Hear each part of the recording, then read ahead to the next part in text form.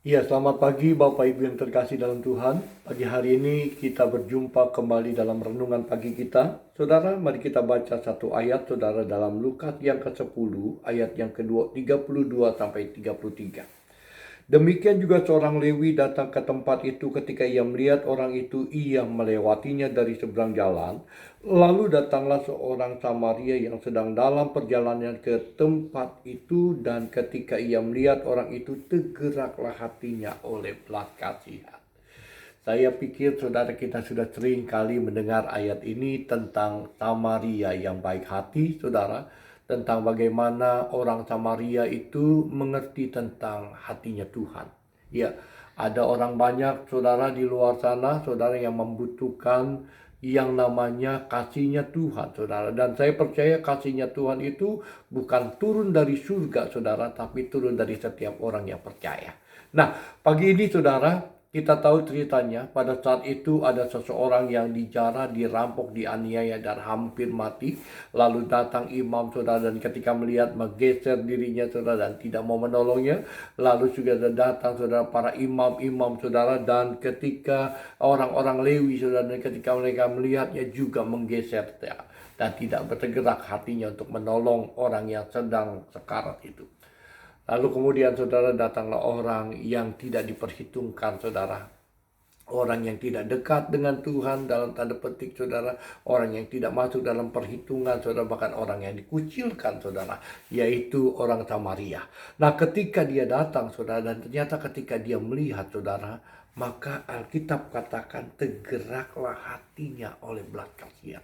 Saya percaya saudara, ketika orang Samaria itu turun saudara, dan ketika dia sedang berjalan untuk ke kota pada saat itu, saya percaya bahwa tujuannya bukan untuk menolong orang yang sedang celaka pada saat itu.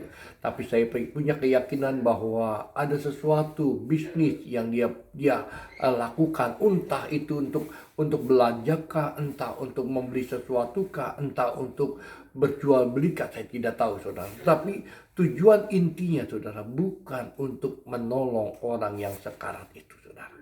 Namun kita melihat ternyata saudara, ketika ia melihat orang yang perlu ditolong dalam perjalanan hidupnya, maka dia melakukan itu saudara dalam hidupnya. Saya ingin katakan saudara, dalam hidup kita pun seringkali ada orientasi hidup kita. Plan kita mungkin A saudara.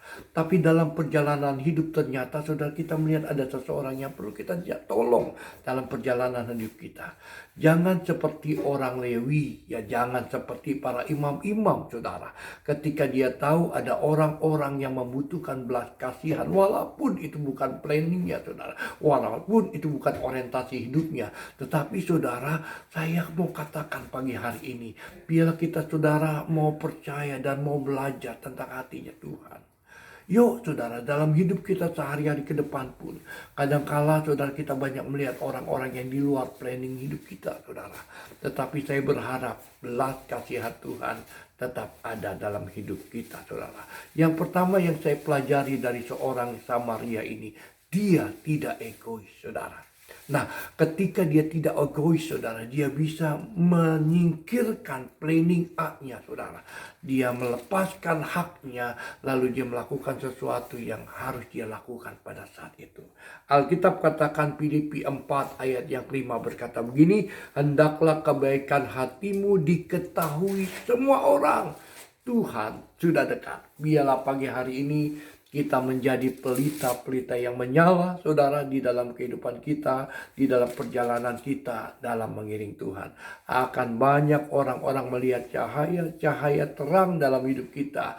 Orang-orang percaya ketika engkau punya belas kasihan ya Tuhan. Selamat pagi, Tuhan memberkati kita semuanya. Shalom.